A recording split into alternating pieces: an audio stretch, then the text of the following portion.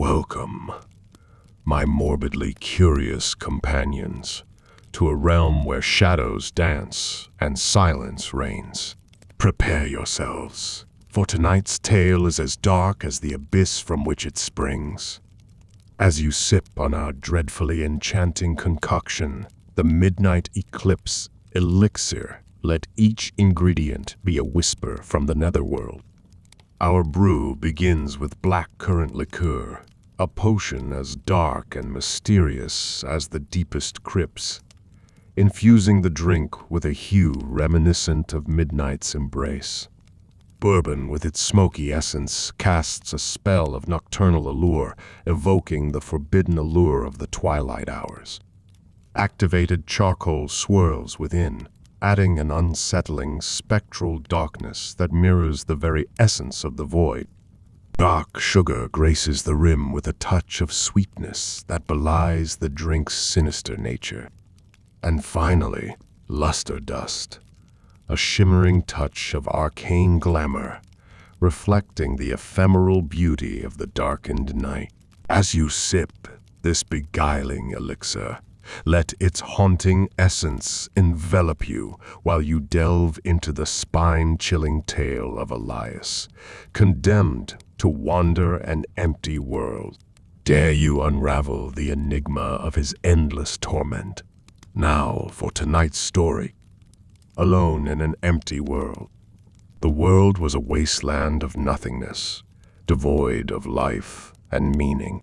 Elias, a 32-year-old man, stood alone, staring into the distance. No movement, no sound, just an endless expanse of emptiness. He couldn't recall how he arrived there or why. Was this some forgotten corner of the universe? Was he truly alone in this vast, forsaken land? He woke abruptly, his heart pounding in his chest, as though it were racing to escape.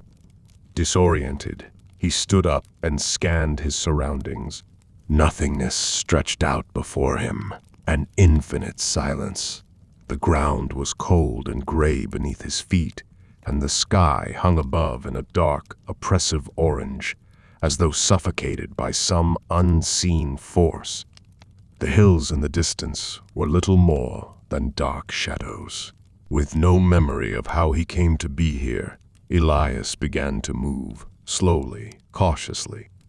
Every step was deliberate, careful, but there was no sound. His footsteps were swallowed by the void. Yet, there in the distance something flickered an ethereal green light, out of place in this bleak, dead world. The light drew him in, a small beacon in the shadows. He moved toward it, curiosity growing with each step. But as he approached, it began to fade. When he reached the spot where the light had been, it was gone, and he was left with nothing but darkness behind him.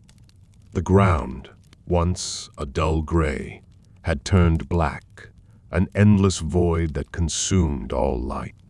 Elias stood there, calm but unsettled, and for the first time, he heard something whined. It howled through the emptiness, yet he felt nothing on his skin. He took another step, and now, finally, the sound of his footsteps echoed in the void. Loud and rhythmic, they reverberated around him. The ground beneath his feet darkened to a deep shade of gray, and something caught his eye.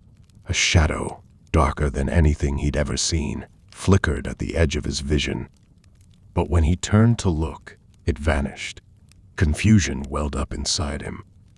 Where was he? Why was he here? He tried to speak, but nothing came out. His voice was swallowed by the void, his words replaced by a horrible silence. "Desperate!" he shouted, but again, nothing. Only the weight of the silence pressed down on him, filling his ears like a deafening roar. He tried to feel his hands, but there was nothing. His body had vanished, leaving him adrift. Still, he moved through the space, disconnected yet tethered to this world. His footsteps grew louder, more insistent, as though something unseen was guiding him forward. Suddenly, A blinding flash of white light pierced the darkness, and he was blinded for a moment. When he blinked back into awareness, the world had shifted once more. The sky was a harsh, bright yellow now, and the ground began to sprout dark, twisted plants half dead, skeletal things clawing their way up from the earth. A building appeared in the distance, gray and small. Elias approached it, unsure of what he might find. When he knocked on the door, it opened on its own, revealing nothing but an empty room. He stepped inside, and another blinding flash lit up the room. When the light receded, the room had transformed into a caf. Outside the window, a street appeared.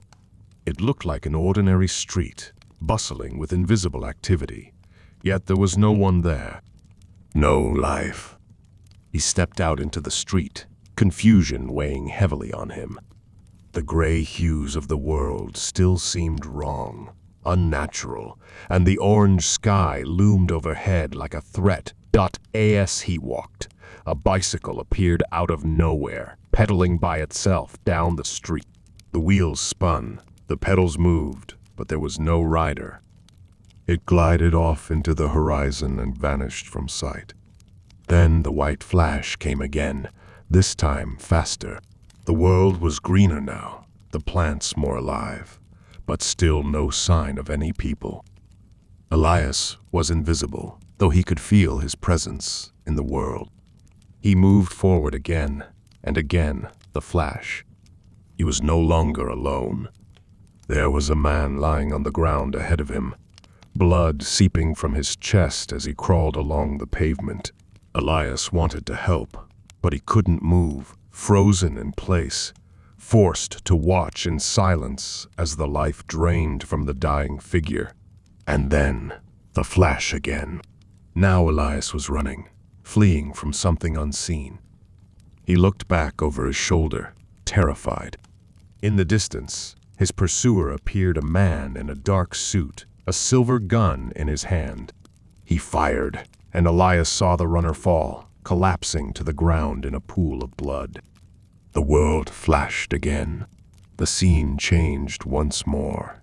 Elias found himself back in the caf, unable to move. The same man who had been running earlier sat at a table, ordering a drink as though nothing had happened.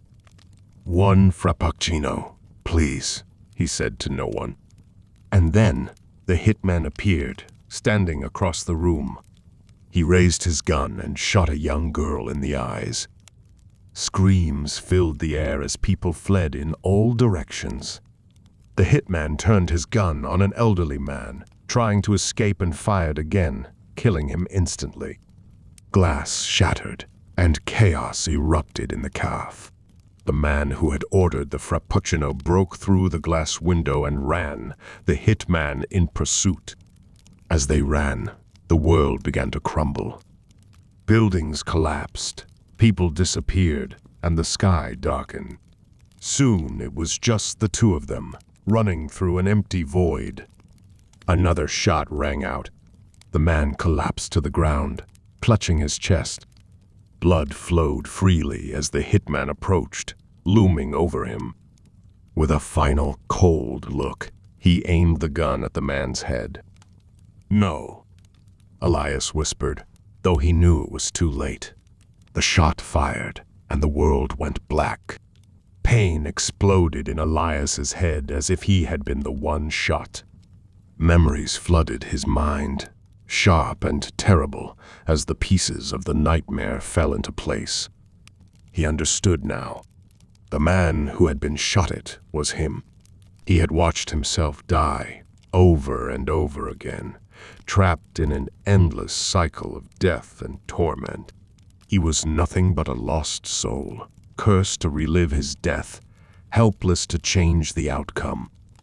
Alone, he wandered through the void, witnessing his own demise 1,000 times.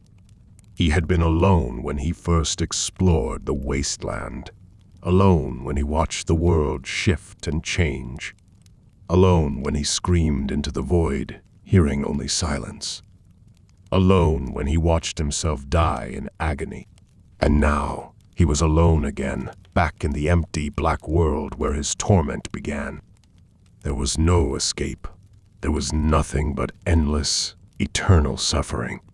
And so, Elias remained alone in the void, forced to relive his nightmare for all eternity. And so, our descent into the void of Elias's forsaken world draws to a close.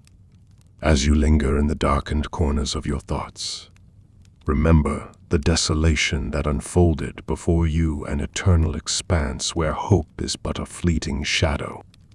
In the silence that follows, may the echoes of Elias's torment remind you of the eerie beauty found in the darkest corners of existence. Until we meet again in the depths of the night, let the haunting resonance of this tale linger in your dreams, and may your solitude be ever so captivatingly chilling. Farewell, brave souls, and may your nights be filled with the perfect balance of eerie enchantment and spectral mystery.